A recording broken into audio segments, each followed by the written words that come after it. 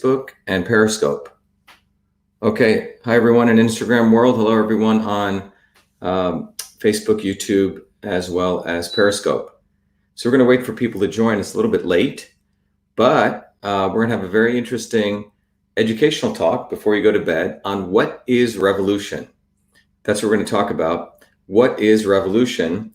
Because we just did an amazing event on no forced vaccinations. We call this wonderful rally. Typically when these anti-vaxxers, do these things, they try to keep it very contained to a small set of people and no one shows up. We had close to 200 people show up on the Boston Common within less than, 36 hours notice. It was quite extraordinary because of the politics that we're sharing. So with people joining, hi Pamela, Ken. So we'll wait for people to join. We know tomorrow's Monday, but we think it's very important to educate people. One of my goals is to raise people's political consciousness so we don't get lost in terminology and words. And that's what the establishment wants us to do. They never really want to educate us on anything real, left and right, black and white, support this, support that. They don't want to educate us on anything. So one of the things is, what is revolution? You have all these people talking about socialism and fascism and all these isms, communism. What are they? And one of the important discussions is I've been very, very, as many of you know, I've been interested in science and medicine, but I've also been interested in how change occurs. And for that matter, what is revolution? What is revolution? I have a book that I have right here, we'll come back to, called System and Revolution, which all of you can get for those of you donating to the campaign, and I'll come back to this. But I've been very interested since I was a kid, and I'll share with you that history. What is revolution? How do we change the world? And, we have people like Marx who've talked about revolution, right? Or Che Guevara, which some people have heard about on the left side. And then people like Thomas Paine and people like John Locke. And I actually had many people. So I'm going to share with you are fighters who stood up to things. So what is revolution? Is there a scientific definition of it? So I've studied it. I've, shared other people's views. And I don't really, I'm not really into bucketing people, because I think we need to have an objective view of this, because we need to understand what the left thinks, what the right thinks, what the center thinks, because then we can make up our own minds and modernize that definition. So hi everyone from California, from Massachusetts, people are logging in, great to see you, Oklahoma, etc. So we need to understand what is revolution. Most of us who are starting to see the attack on truth and freedom and health, we want revolution.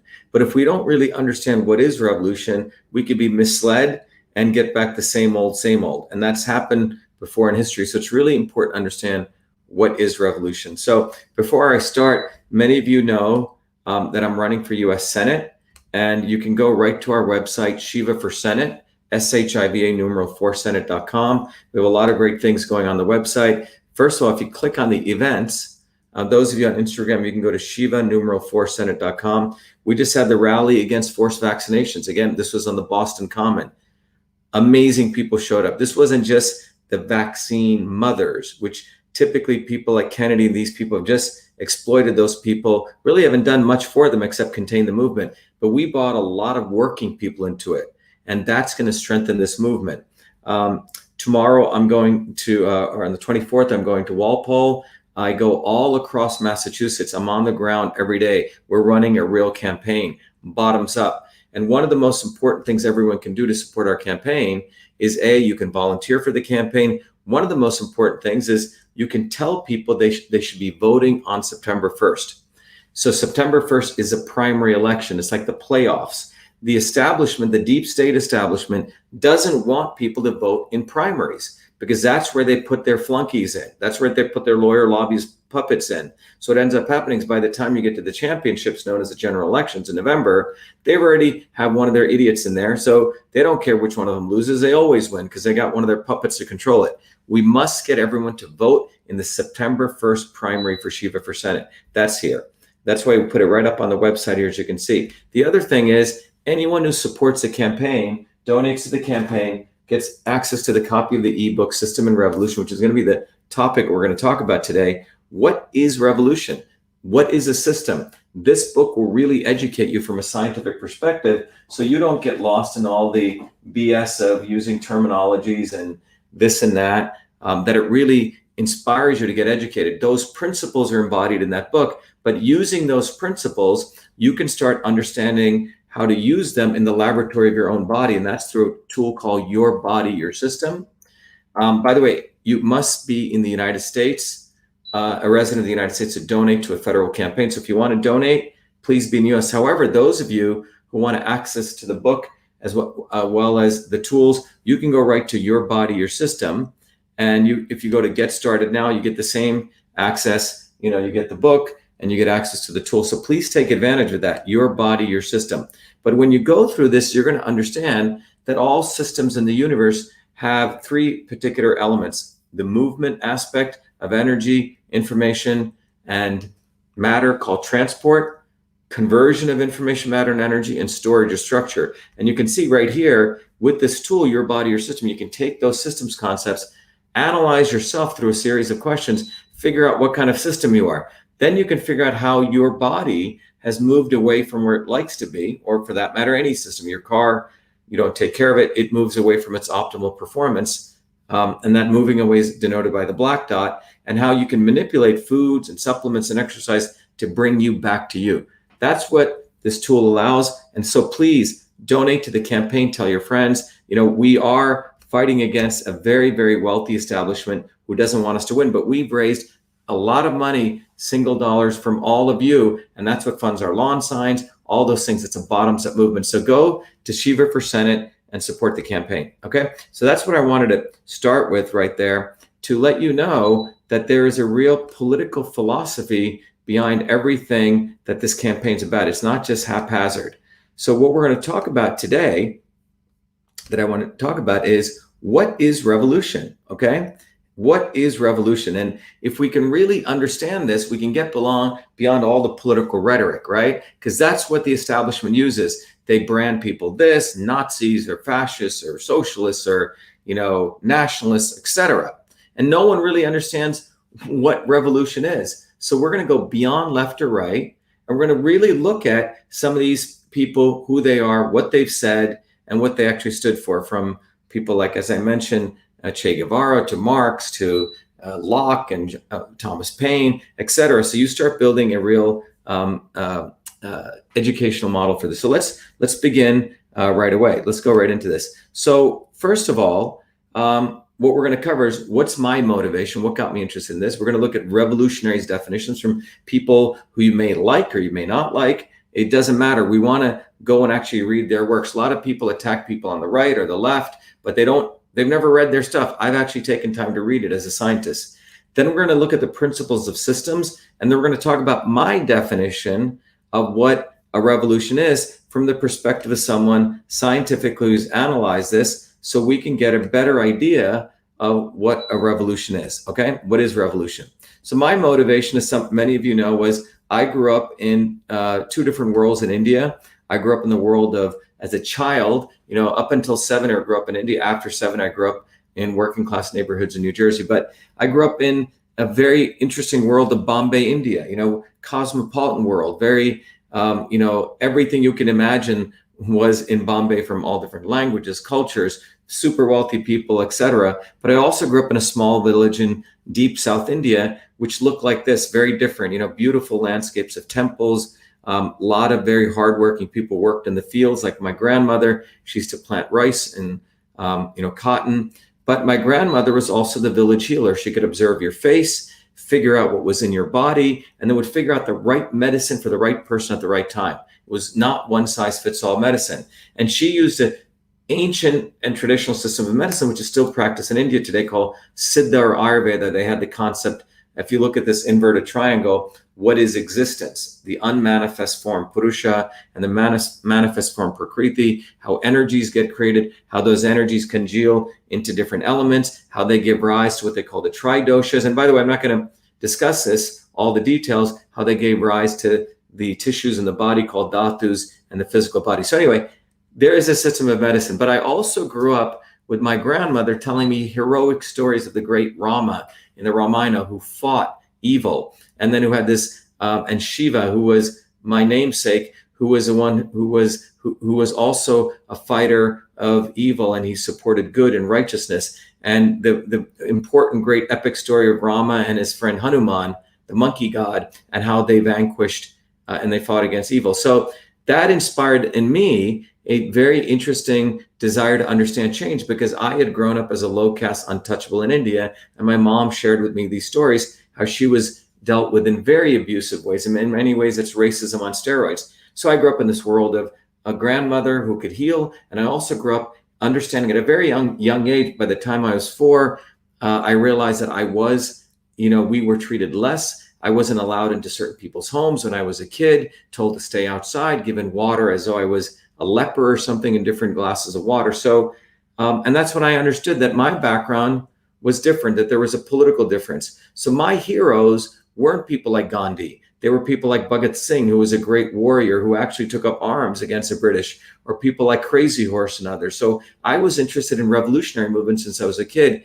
as much as I was in medicine. So I want to make that clear, that I had a deep interest in both understanding political systems and revolutionary systems, because I didn't understand why I was treated differently. And I wanted to understand how you could change that too as a child. And I think it would be a natural thing if you grew up in circumstances where you don't feel like you're treated right. So my parents came here when I was 7 years old. I had a deep interest in revolutionary change. What is revolution?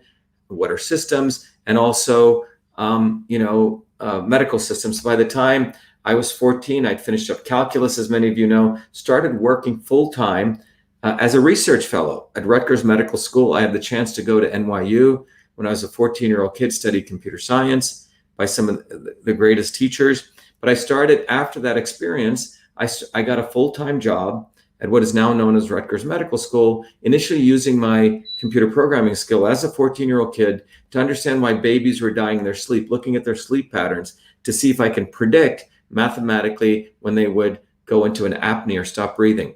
But while I was in that medical school, I also did something else. I understood the system of communication called the inter-office mail system, the inbox, the outbox, how people constructed this thing called a memo, how they used carbon copy, how they used to put these letters into these envelopes and they were put into these pneumatic tubes. This was the inter-office mail system.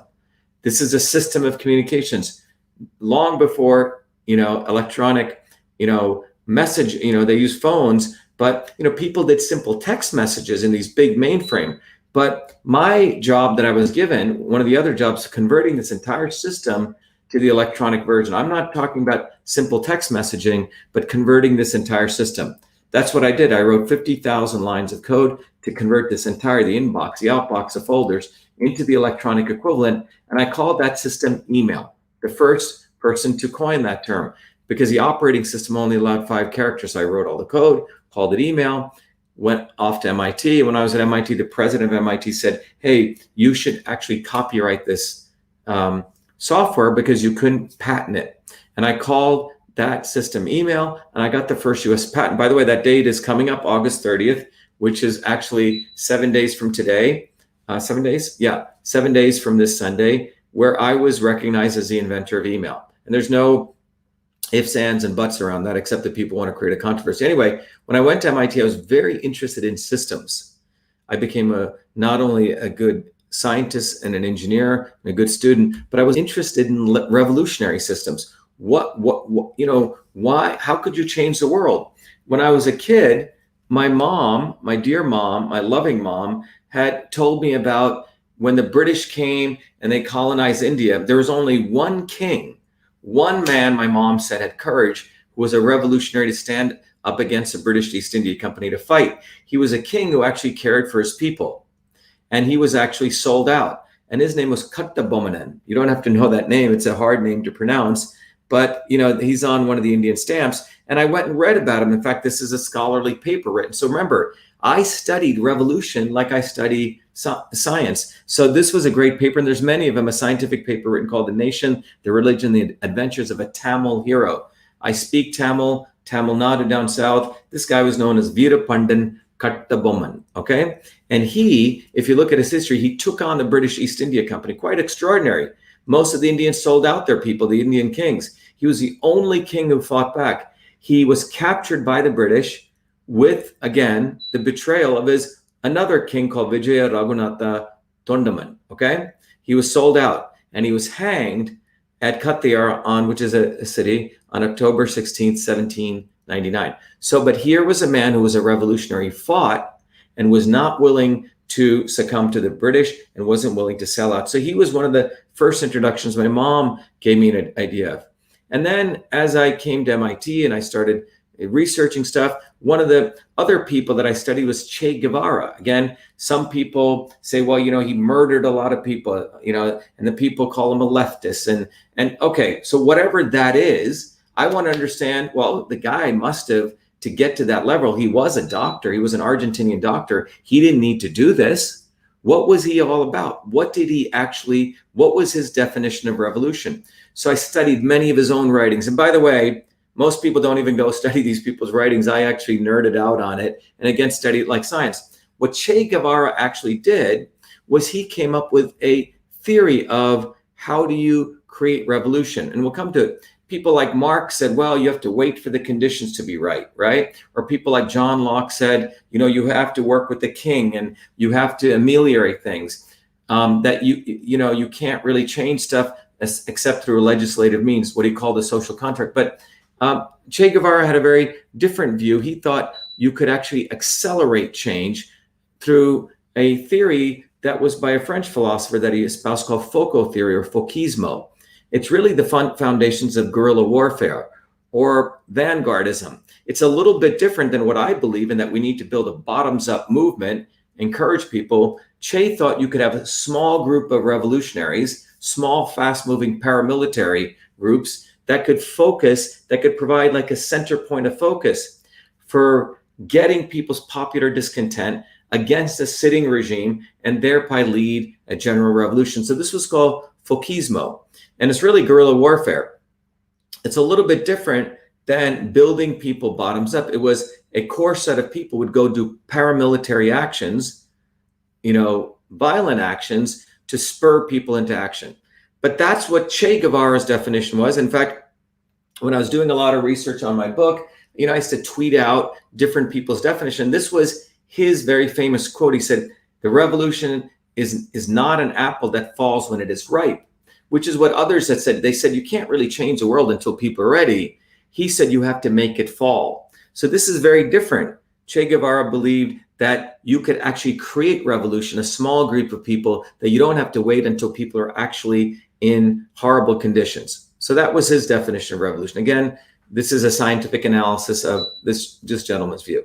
Then you had people like John Locke. John Locke was really he's really the foundation of modern liberalism. So you notice when I speak, sometimes I'll put the word liberal in double quotes. The reason is that's a fake version of liberalism. John Locke was he had his view of revolution. In fact, he believed that we as human beings have the right to revolution. And this was a foundation of many ways of the Declaration of Independence, of many of the Enlightenment followers like Jefferson, etc. And John Locke wrote a series of essays, which I've read and I encourage people to read. It's the original work. I like going to the original work. And John Locke basically said that people have the right to revolution. They have the right to change things. And he said that government was really a social contract set up by the government, that the government was created to make sure that unfairness didn't take place. And he said government exists as a social contract among individuals to make things right.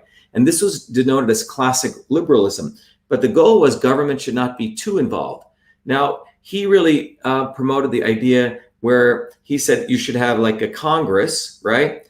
A parliament, but the king should always be there.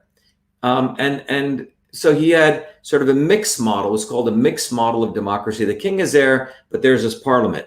But John Locke believed, as you notice in stuff I put out earlier, that he said by breach of trust, that means when those in power breach our trust, they forfeit the power. The people have a right to resume their original liberty, which is revolution. So he had, this should really be, I was copying slides, so let me fix this here. This is John Locke's definition. Sorry about that. John Locke on revolution. Okay. So let's go back. So John Locke's definition was obviously very different, okay? He believed there was a social contract and that people have the right to revolution, which means overthrow their government. And this is embodied in the Declaration of Independence, which says we have a right to rise up. And Jefferson was very influenced by this. Thomas Paine, great book, everyone should read it, called Common Sense. You should read it. And Thomas Paine had very different ideas of social change and revolution, but this is one of the most extraordinary writings. Now, Paine believed that all men are equal at the point of creation. And he felt that the difference between kings and subjects, it's false. Because if all of us are equal, why is there the king better than all the subjects? This may seem, obvious to us, but in those days, remember, kings had told everyone else they had a direct connection to God and the Creator, and we were all supposed to go through the king. So this was quite revolutionary for Thomas Paine to question this. Now, he did not believe in Locke's theory of revolutionary change, because Locke was of the idea of setting up a constitutional monarchy, which means you still have the monarch and then you have the parliament. And Locke said, well, the monarchy could take over, but the people could have more power. But Thomas Paine didn't believe in that. He believed that he attacked the constitutional monarchy of Locke because he said, whenever you have the monarch involved, power can concentrate. Okay. Again, let me finish this. This was, again, Thomas Paine. Sorry about that. So one of Paine's famous quotes was this. He says, society is produced by our wants and government by wickedness. Okay. So his view was how we create society when it's bottoms up. And this, he was one of the ones to really push forward this idea of bottoms up. What people wants are, that defines society, and government is created by wickedness, top down. Okay. The other person is Karl Marx, which everyone knows, Marxism, Karl Marx, one of probably the most cited person in revolutionary history. So I've actually read the books of Das Kapital, like I've read Thomas Paine's work. Again, as a scientist, I'm very interested in revolution. So now what Marx wrote before, in addition to Kapital, he wrote a thing called the Communist Manifesto. And his thesis was workers of the world unite. He had a definition of workers, by the way, which wasn't the Bernie Sanders definition. He believed workers are people who actually have skills and they trade their value in, and he called them wage slaves. And he defined the concept of historical materialism, where he started connecting history with changes in economic and governance systems. One of the first people to really do this, if you actually studied from a systems theory. And in fact, Engels, who was Marx's collaborator, he said the worst people who are Marxists, okay? He said Marxists know nothing really about the writings of Marx, because most of them really didn't read this, okay?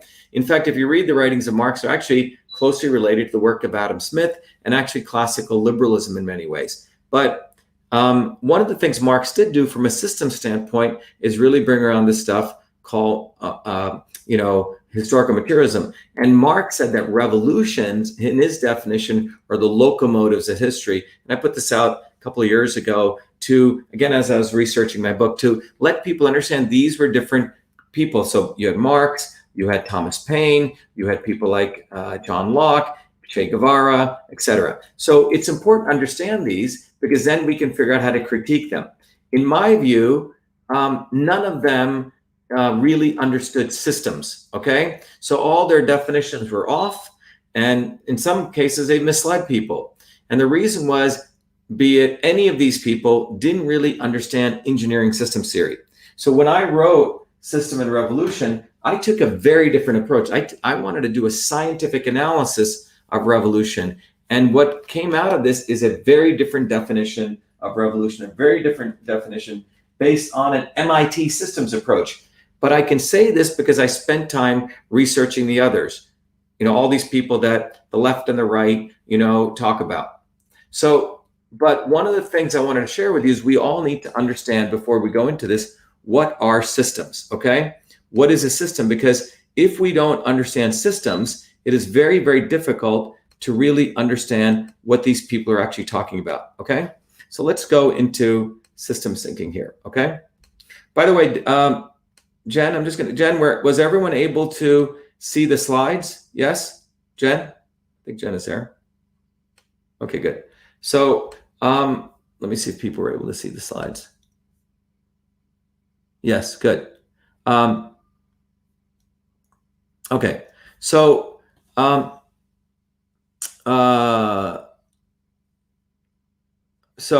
great. So let's talk about, thank you, Pamela. Let's talk about principles of systems, because before we can define revolution, which many of these people got wrong, is they didn't understand systems, because the science of systems really wasn't well defined until really starting in probably the late 50s. So first of all, what is a system?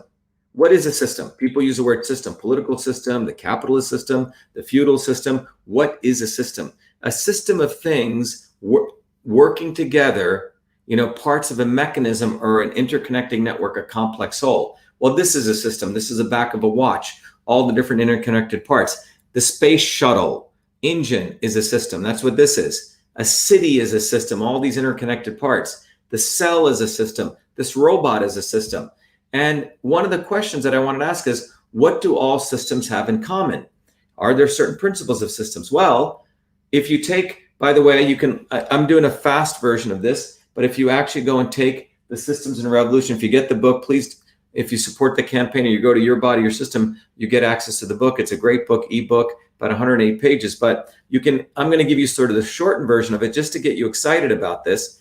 But all systems have 5 elements: input, the stuff that comes into a system, the stuff that goes out of the system called the output, the movement of energy, matter, or information through that system, like the dancer running through, flying through the air. That's motion, that's transport, or nerve signals. So that's the transport part. Conversion is the aspect of taking one form of energy, matter, information, connecting to another. Solar cells take photons and they convert it to electricity. The diesel generator behind my building takes fuel and it converts it to mechanical energy. Then the fifth part of a system is storage, a structure. The pot, when you're cooking something, is a storage element, or battery stores energy. So I hope that's clear. So these are the 5 elements of basic systems. Now, however, there are other kinds of systems, not only this, but you also have part of this, you have the dumb system, right? You turn on the electricity input, right? The switch, and then you get the flow of energy. The light bulb turns on, which stores all the heat, and you have the conversion where the filaments convert the electricity to energy. This is called a simple system. You turn the switch on and you get light. The water faucet, you twist it, little input, you get water flowing. The water that was stored flows through, it gets converted because of the valve, and you get flow. Or another dumb system could be you, okay? Or people who sit there, take the input into a fake news TV commercial, or watch a Burger King ad and go buy a burger, but energy is being transported into you. You convert that into an action, and the storage of the structures, in this case, a room that you're sitting in. So the establishment, listen very carefully, wants you to be a dumb system, an input, take an input, and put out an output. That's what the establishment wants. However, what we really want to consider is, what is an intelligent system? Because before we can talk about revolution, we need to talk about a system, what I call the basic system, but there also something is called much more of an intelligent system, okay? The intelligent system is something that not just takes the input and gives an output, but one of the most important things of intelligent systems, if you want to express your own intelligence, you have a vision of somewhere you want to go. You have a goal. So intelligent systems, beyond those 5 elements, have a 6th thing called a goal. The other thing intelligent systems have, they figure out where they're at today, the output. They have a sensor which observes where they want to go, like the weight machine, or the weighing machine, or your ears or your eyes. You're looking at where you're at, the sensor. And that is able to say, okay, this is where I want to go, but that's where I'm at. And it's able to calculate the difference and then be able to manipulate something called a controller. It says, I want to go here, but I'm over here. So I'm going to take that difference, and the controller, which could be your brain in the case of the humans, in the case of a thermostat, we'll talk about a brain there, which says, okay, I'm going to send a new input in to get an output, okay? In the midst of disturbances, things that try to throw you off course. And this is basically an intelligent system. It has a goal, it has sensors, control, and disturbance. So I'm going to just walk you through something very simple so you get it. If you're sitting in your living room, your boilers downstairs, you have the particular room temperature, and your goal is to make sure the temperature in your room is 78 degrees. That's a goal. So what do? You have a thermostat, right? In the thermostat is a sensor, the thermometer. It says, okay, I want to be at 78, but the actual temperature is 70. So then, because of that difference, it'll send a signal to the controller, which will let more hot water into that living room. Okay, turns it on, turns a valve on. And now the temperature may go up to 80 degrees. You've overshot your goal. And what will you do? You'll turn off, the controller goes off. This way your furnace is going on and off. And then your temperature goes down. And then you go a little bit too low. You send in more hot water. And then finally, voila, you achieve your goal. This is what's called a feedback control system, okay? This is true intelligence, where you're looking at where you want to go, you're feeding back, and you're changing, okay? And by the way, I just taught you in MIT Control Systems a year-long course in the last minute, okay? So, but this is control system theory. And all of this is occurring in the midst of a disturbance, which means if you put that thermometer in the wrong place and there's a drafty window, you could get the wrong signal, okay? And this is what life is about. You set a goal, that green line, you're trying to achieve it. But the important thing to understand is you don't achieve the goal overnight. You got to figure out where you are, constantly making adjustments. You don't just become healthy overnight. You just don't become achieving your weight overnight. You have to see where you want to go, where you are, and you're constantly manipulating. So this is something important to understand. Intelligent systems have a goal. They know where they want to go, and they're constantly adjusting their input and their output, okay? So you just learned what is a system and what is an intelligent system, all right? Now, in summary, you have the input and the output. This is what's called your basic system. This is your intelligent system.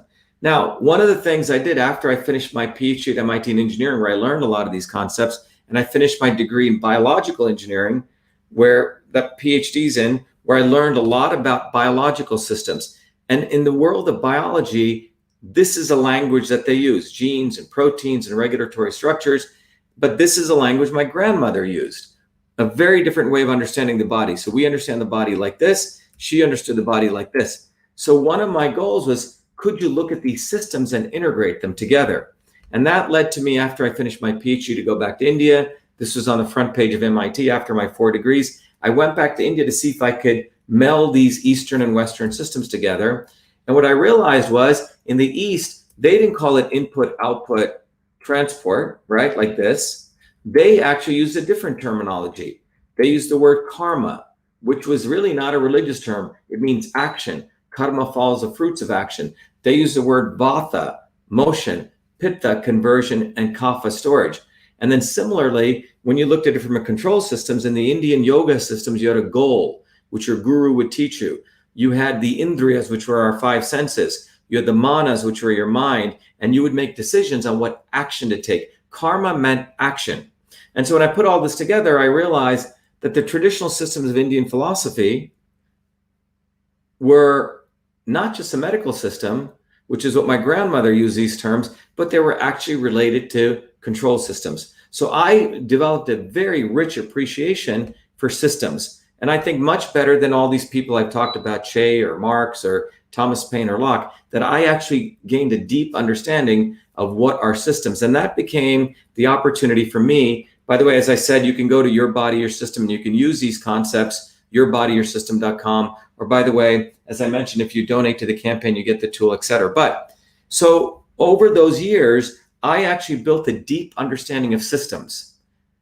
And I wanted to now go redefine revolution from a scientific standpoint, because I felt like Marx didn't get it right. Che Guevara didn't get it right. Thomas Paine didn't really get it right. And John Locke didn't get it right.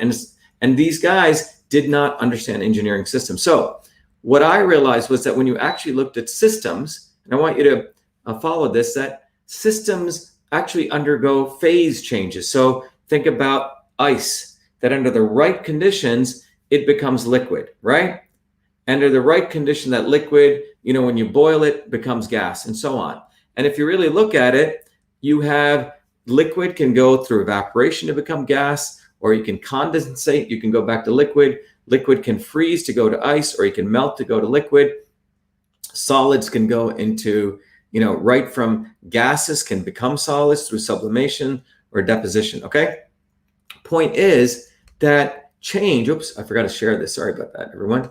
So this is the slide I wanted to share. So states of matter can go through these different transitions, and there's different ways through which systems, liquid is a system, gas is a different state of a system, and solid. So my point, what I'm trying to share with you here is systems of matter can go through different changes. And I'm going to sort of give away the story here, but my view is revolution is change in those phase systems. So revolution occurs when you change states, okay? When you go from solid to liquid, that's a change because you're going from one state of existence to another state.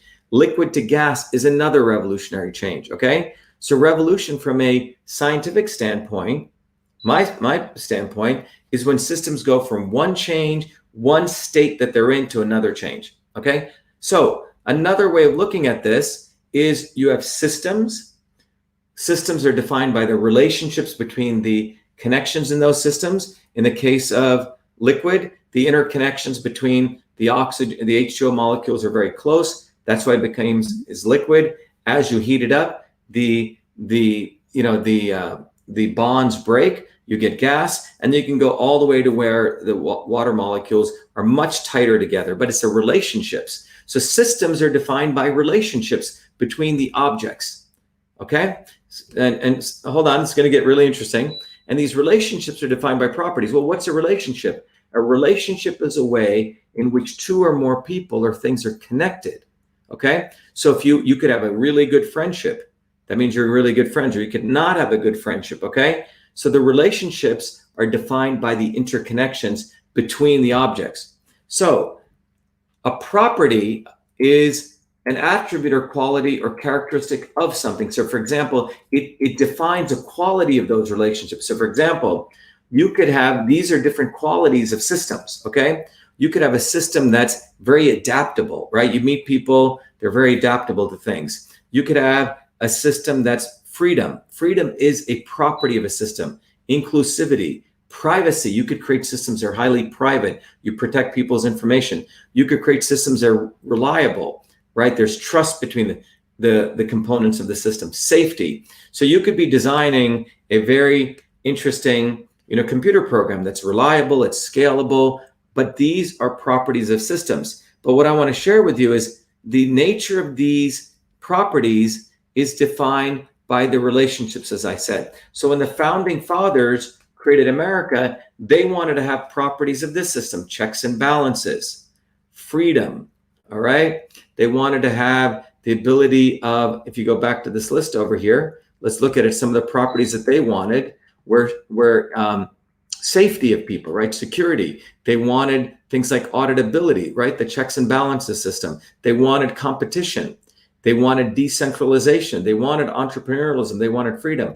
And based on those properties, they then decided to create certain relationships. So that's why they had the court systems. Then they had the legislative systems, and then they had the executive branch. They actually engineered these systems so we could have those properties, as I just talked about, freedom, etc. I hope this is making sense. Okay, so this is a very different approach. So if you look at human beings who produce, who offer their labor, and then you have capitalism, right, which people sharing their labor, and this is one way of looking at the system. So if you actually go look at Marx, and if you study it, what Marx was the first guy from a social scientific standpoint. He was in industrial England, and he was trying to understand these relationships. Hey, how do people relate? What is a worker? And how does capital, money, understand that? Now, he did not get everything right because he was living in a time when you didn't have access to all the data. It's almost retrospective. But one of the things he understood was he was looking at different kinds of systems. There was a time when we lived as hunter-gatherers. The way we survived, the way our economic system was based on was we were tribes people. We went and hunted. The women typically gathered. That's how we survived. In those hunter-gatherer societies, the relationships between people was what he called primitive communism, which means it was relative equality. And in fact, in many of the societies, a governance model, so the economic system was primitive communism, and the political system was matriarchal. Women typically ran those societies, interestingly enough. Women ran those societies, okay? Now, when you had this phase change, which is what I call revolution, going from ice, to liquid or liquid to gas, when the plow was created, okay, which was revolutionary, or domestication of animals, when that occurred, we moved away from being hunter-gatherer societies, and a revolutionary change took place, which is no different than, again, ice going to liquid. And that change was we became farming. Farming became the way that we survived. We didn't run around like nomads. And the political system was feudalism. You had a monarch, a king. We were serfs. We gave our money, a portion of our money to him. He gave us protection. And the political system was monarchy, right? I hope this is making sense. So when the phase shift occurred, when the plow was created, again, going like from ice to liquid, we went from hunter-gatherer societies to farming societies, and the relationships between people changed. It was king and serf, okay? And the other observation was another change that he observed was then we created the steam engine and technologies and boats and ships. That started trading. The Industrial Revolution took place. And the political system then was capitalism, which is what we have today. The relationships between us is you have an idea, someone who comes up with an idea, an innovation, brings people together, they organize labor, and Marx saw the political system was bourgeois democracy, all right? Now, I don't think he understood my phase change concept, but he didn't get everything right, obviously, and then he projected into the future saying there would be some other new type of system, relationship, and he projected it would be socialism, and it would be workers' governance. This was his predicting into the future. Now, I think all of these people didn't understand engineering systems theory. My view is revolution is when a phase shift occurs. And I believe real revolution occurs when it's bottoms up. So let me explain where I'm fundamentally different and I disagree with people. These people, many of these people believed it was always top down, a finite set of people telling us what to do. And I think this is where all of them got it wrong. I think people like Thomas Paine were headed in the right direction, which he believed in bottoms up. He didn't like the concept of a monarchy, but be it John Locke, he always thought the monarchy should bear, be it people like Che Guevara, he thought it was a small group of people who were going to, spur a revolution, or Marx didn't have his definitions right, but it still was the enlightened set of small sets of people, which I disagree with. But that's what my discoveries showed when I started really studying this, that my definition was fundamentally different, which was a bottoms-up model. Because I believe our goals, three things: working people's goals, everyday people, truth, freedom, and health. And if you really look at it, the inputs to achieve that goal, remember, if this is our goal from a systems perspective, is very different kinds of input. We need to have inclusivity, unlike what, these other people, except Thomas Paine, only a small set of people. I believe we need to include as many people as possible. That's one principle. Transparency, not just a bunch of people doing guerrilla warfare, but you need to have openness, transparency. Second principle. We need to take a systems approach. Again, I want to really recommend, it's not I'm trying to sell a book, by the way, anyone who donates to the campaign gets it free. But what System and Revolution really is about is saying you need to take a systems approach. You need to start understanding, you need to take an engineering systems approach to understand the interconnections between things. That's a systems thinking approach. And then the other principle is decentralization. Again, these are my inputs to create revolution: inclusivity, transparency, systems thinking, decentralization. And then we need freedom. Okay, we need freedom, which means the ability to transfer information, open debate, discourse, and then finally, it needs to be personalized. Many of these people viewed everyone as a lump, be it, the subject like Locke did, government taking care of this lump of people, or Marx, just a lump of workers, or Che Guevara, little people, and a set of people. But I think Thomas Paine, again, was a little bit closer.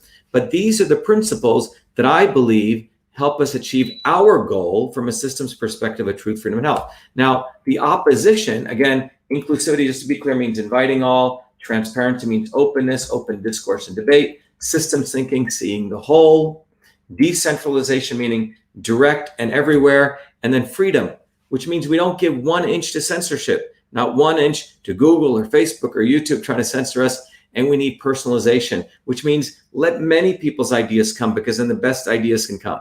Now, having said this, we need to also understand something else. The goals of our enemy, who do not want real change, they actually want to keep things the way they are. And the goals of our enemy are very different. From a system standpoint, they want power, profit, and control. Again, power, profit, and control. That's their goal. And how do they achieve that? The inputs they control are exclusivity, right? Keeping everything right. So in the case of if you look at, Marx and Lenin, they always wanted to keep things very tight.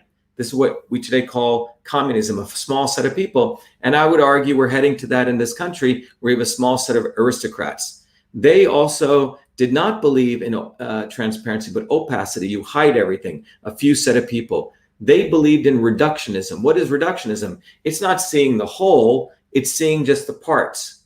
So you have the big elephant. It's like the blind men just touching the pieces. They don't want you to see the whole. Now, when you can't see the whole, you can't really execute real change. You basically say, oh, this complex climate change, let's just lower this one variable called CO2. That's reduction. Looking at little pieces, then you can manipulate truth. The other pieces, they wanted centralization of power. Centralized, a small guerrilla team, right? A small set of activists who tell people what to do, okay? Or the monarchy, etc. And they want censorship. They don't want they want to censor stuff. So if you look at many of these so-called revolutionary movements, the reason they failed is they always did control of their people. They didn't have broad freedom. And this country is also heading into that. Many of these failed regimes, if you look at what happened in Cuba, right? It was the Castro brothers controlling everything, right? Or you look at what happened in Russia. Initially, there was a revolution, things happened, and then Stalin came in and controlled it, and so on. And we have that same control, I would argue, taking place in this country. And they depersonalize things. They want to look at things as lumps. They don't want to see things as, much more unique, right? Unique human beings. So they want exclusivity, few, the elite, opacity, hidden, reductionism. You want to look at the one part, centralization, big pharma, big media, big government, censorship, shut up and fall in line, and depersonalization, treating you as a statistic. So I hope this is, I know I'm hitting you with a lot of information, but again, we want to really understand that someone just said, yes, Russia became a set of oligarchs, right? Because they forgot going bottoms up. They were afraid of their own people. Same thing with what happened in Cuba, all right? Because when you concentrate power on a few set of people and you think only a few can do it, you're always going to lead to power issues. And that's what's happened. Now, some people say, hey, we want to do a revolution and we got to do what the enemy does. The end justifies the means. Again, many of these people try to do the same thing. However, what you find is that we have to have some ethics. And I want to talk about that. Ethics means you're not going to win by using the enemy's methods. That's going to lead to losing.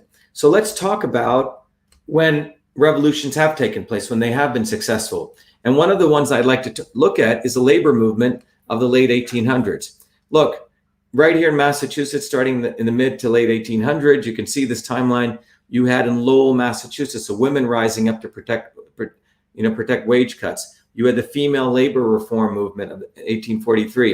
In 1871, you had Mother Jones, who, again, after her dress shop was destroyed, she started becoming a labor organizer. You had the 1903 Women's Trade Union. The reason I'm telling you this is these were truly bottoms-up movement where people were demanding very basic infrastructure. They wanted clean air. They wanted clean water. They wanted their kids not to be child labor. And those movements were really disruptive. They created a phase change. And what I want to show you here is something reflected in that. Now, if you look here in the early 1900s, 14 out of 100,000 people were dying of infectious disease.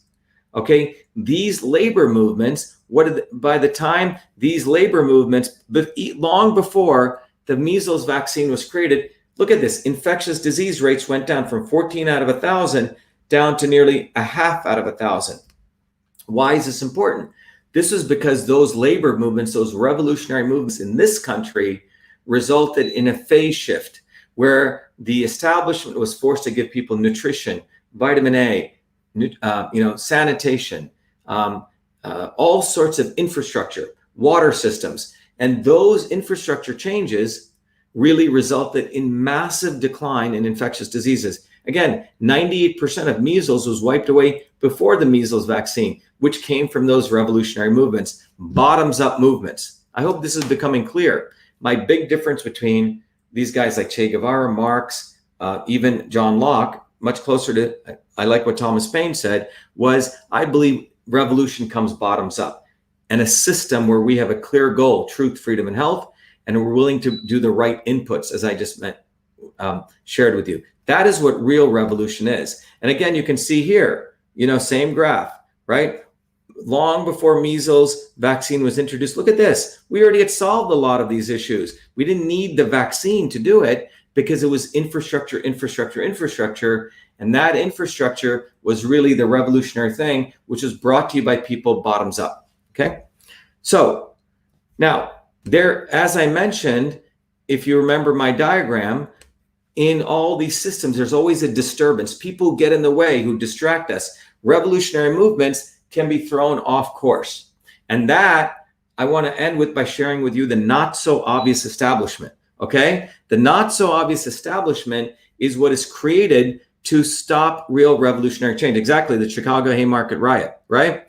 And the not so obvious establishment is worse than the establishment.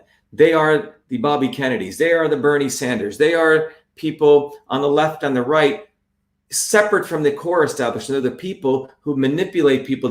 They speak the rhetoric, but actually misguide people. So I want to share with you an example of this so it becomes really clear.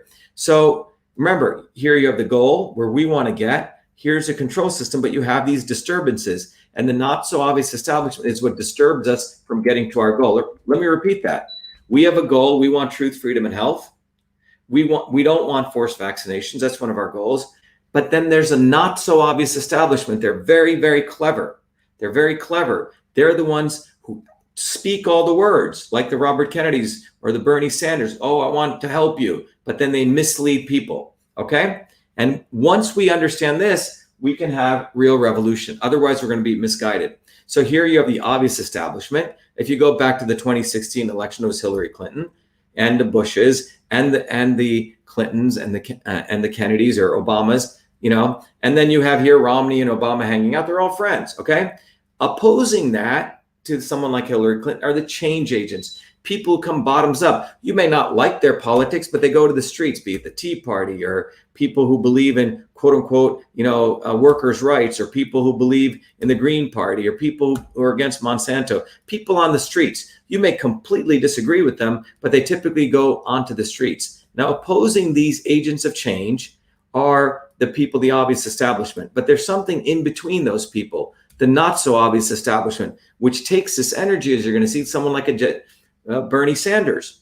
Bernie Sanders talks about people and workers and all this, all just rhetoric. But what does this guy do? He says, I represent the people and not Wall Street, but vote for Hillary. You get it? He talks a game, but at the end of the day, if you can't beat him, he gave all of his votes to Hillary. And in fact, this was a great quote. Trump said, Bernie Sanders endorsing crooked Hillary is like Occupy Wall Street endorsing Goldman Sachs. It's right on the money. That's what the not so obvious establishment does.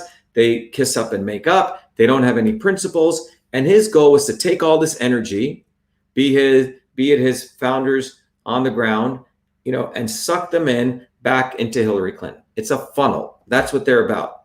And that's what the not so obvious establishment does. They take people and they manipulate people. They're two heads of the same coin. It's easy for people to see the establishment, but it's hard for people to see the not so obvious establishment. In the quote unquote medical freedom movement, Bobby Kennedy is right here. Okay? He's a not so obvious establishment. And if you look, the change agents are us, we the people. And look at this. These are all the obvious and not so obvious establishment. Be it Elizabeth Warren, who actually voted for the Monsanto Protection Act, and they're left and right. They all work together and against these people. So the disturbance to real change, which is revolution, what you'll find is if you see people saying, let's go negotiate with the politicians, let's get a bill passed, meaning hold on, now is not the time. Talk to your congressman, write to your congressman, versus us building up a movement, bottoms up, bubbling up from below. They discourage conversation and they discourage us taking to the streets. Another example of this was Mahatma Gandhi. People in India were actually rising up, bottoms up in the 20s to actually throw the British out, have a good revolution. They looked to the American Revolution. Well, the British parachuted him in, made him a hero, and basically stopped a revolutionary movement, that phase shift from taking place. And India, basically what Gandhi did, it's all lies that they said they make him the saint. He actually allowed transfer of power from the obvious establishment of the British establishment. Power was transferred to the Indian establishment. White men with crowns left and brown men with white hats took place. And that's what he did. And that's why people need to understand it took 70 years or 80 years. India never really had an independence. Truly, they transferred power. So in closing, revolution can be achieved through inclusivity, transparency, system thinking, decentralization, freedom, and personalization, where one size does not fit all. So this is what I wanted to share with you. So my definition of revolution is this phase change, which occurs when we set our goal, in this case, truth, freedom, and health, and it's a bottoms up. And that's why, I had to go do my research. I did my homework. It's not like I like Karl Marx, I like Che Guevara, or I love John Locke, or I love Thomas Paine. And there's many others I've researched. I wanted to go through because I wanted to really understand what their definition of revolution was. And in the modern times, can we really, using modern science, define it? So revolution is those phase changes. And I talk about that in the book. No different than water, going to steam. And in many ways, Donald Trump, whether you like him or not, was one of those agents of change because he heated things up. He created enough chaos that we're in that middle state. We're not water vapor yet. We're not liquid. We're right in that phase change. And that's why it's important when you think about what I'm talking about, why I'm running for US Senate and why the election here is so important, because we're at a point now where what we have defined, someone like me really defining this and really sharing this with you, creates a condition for revolutionary change here in Massachusetts, for that matter, the world. So when you look at our website, you'll see that we're very politically conscious. I talk about truth, freedom, and health. You can go to our videos, we talk about it, but this is really a revolution for truth, freedom, and health. And you can go to my issues page. If you go to read all the platforms, you'll see that we have all the issues, truth, freedom, and health. And then we have all the issues underneath here, okay? This campaign is really about truth, freedom, and health. That's what it's fundamentally about, because we want to educate people that it's time that we go beyond left and right. We need to unite people in a very profoundly different way. Let me take you to that site right here. So if you go to Shiva for Senate platform, you'll see it's about truth, freedom, and health. That's what our campaign's about. And that's what we believe when revolution really takes place, when we move through those phase changes. So my definition of revolution, it's a very physical definition. It's not a small set of people, it's those principles. And that's why I hope this was valuable. So when people talk about fascism and nationalism and socialism, I want you to go even deeper into that. And I believe I've gone to the root of the issue here to really define what real change is. And then you can have a way to critique all those words that I just shared with you. Let's take some questions here. Jen, do you want to post some questions? Someone said, revolt, but I don't fight because that gives them a reason to rule. Someone said, let's make Dr. Shiva part of the Great Reset. Well, we're all part of the Great Reset, but we really got to understand what is revolution, and I hope this has helped you. Someone said, the unveiling is here. We can finally see the truth and create a healthy, free Jasmine Ramos. Thank you. Someone said here, liberty or bondage. Perfect, AJ. That's what we're talking about, freedom or slavery. And we need to be able to understand that difference. What is real change? And real change always comes bottoms up, not from a finite set of people. Stand together with people. Exactly. Exactly. Hi from Scottsdale. Great to have you. What a work for humanity. Thank you. Well, someone says I need to be president. I'd love to run for president, but I can't because I wasn't born in the United States. But let's get me as the next US Senator. I really want to ask everyone here, before I sign off, please ask your friends, anyone you know in Massachusetts, your friends, they got to get out the vote for September 1st. September 1st is a primary.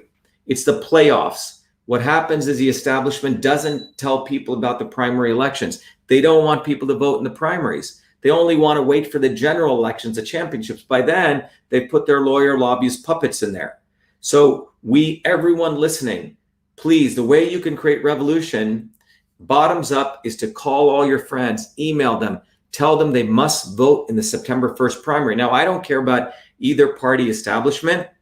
I'm running in the Republican Party because I needed a vehicle. The Democrats surely won't have me, but I'm running in that Republican Party swamp, but we're coming bottoms up. We're not top down.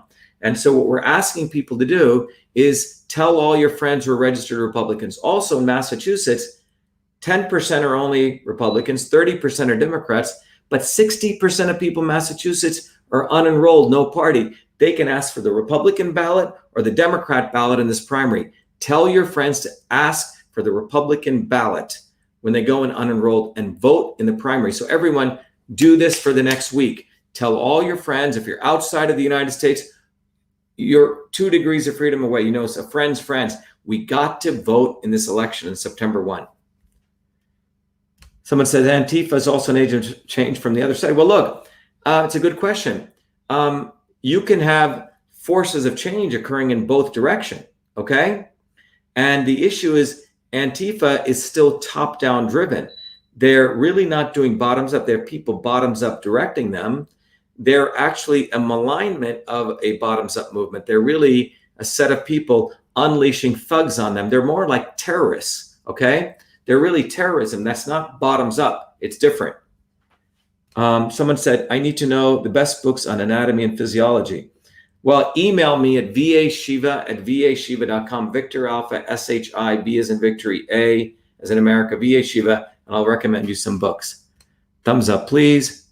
Great. Thank you very much. Pamela Maines, I will go where I choose to go. Thank you. Okay. Yes, beyond left and right. Exactly. Yes, someone said Antifa is a not so obvious establishment. Exactly. They're using the words against fascism when they actually practice fascist methods, okay? That's why the only way to win is bottoms up. And I hope that's what you've taken away. So when I from a scientist, I wanted to look at Marx. I wanted to look at Thomas Paine. I wanted to look at Che Guevara. I wanted to look at Locke, because until we really look at them and understand them, we won't have the critical way to expose them. So in some ways, I'm a scholar or a researcher of revolution. I hope this has been valuable. Julie says, thank you. Someone says, do I support Trump? Great question. You know, Trump, in my view, is like a fire. He's like the thing that created the phase transition. So I support him.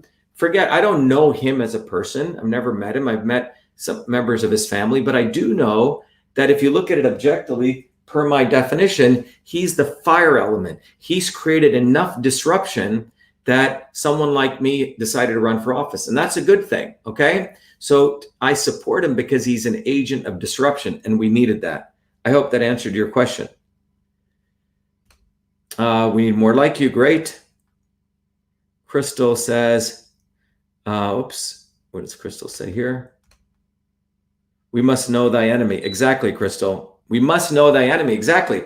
We're not going to be able to really critique, the people who just want to do top-down fascist types of controlling working people, what they call socialism, okay? Until we understand the political theories of where all of this came from, because until we understand that these people's definition of revolution was not based bottoms up, what I've shared with you.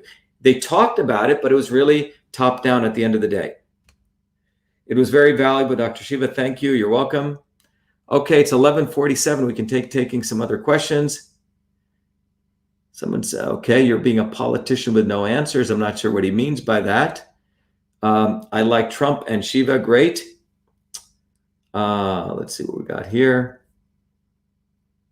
Someone said, hello from Billerica. Big fan. Coach Knight. Yeah, great to hear from you. By the way, this Billerica is a great town in Massachusetts. A lot of great working class people there.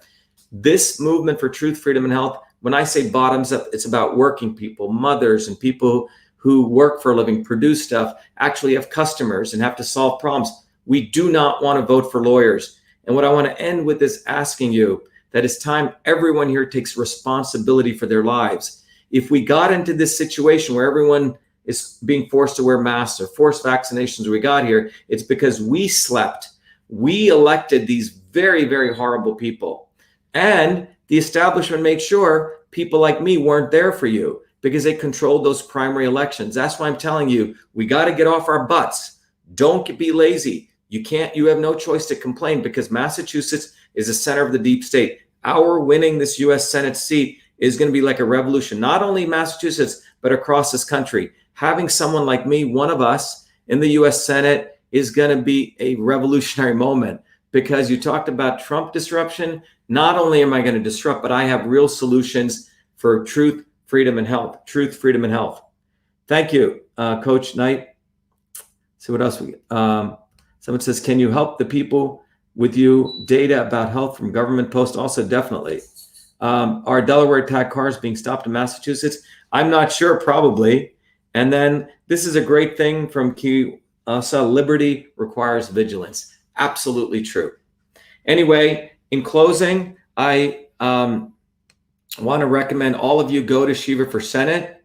Please take advantage of the ebook. If you support the campaign, you get the book, you get access to the tool. And those of you outside of the United States, you can't donate to a federal campaign, but you can go to yourbodyyoursystem.com and get access to that. Many of you asked me how to do that, but we must win. You know, I wanted to do this talk on what is a revolution so we actually understand what we're talking about. What is a revolution? So when I use that word, what is a system? You know what I'm talking about. It's that phase change. It's bottoms up, boiling the pot. So we move from one state to another. Okay. Thank you, everyone. It is 11:49. Tell all your friends, vote September 1, the primary, wherever you are in the world, in the United States, get all your friends in Massachusetts to vote in the September 1st primary. I'm running as a Republican. If they're Republican, they can vote. If they're independent, tell them to get the Republican ballot. Anyway, vote September 1st. Be well, be the light. We must win this fight. September 1st, September 1st, September 1st. Victory.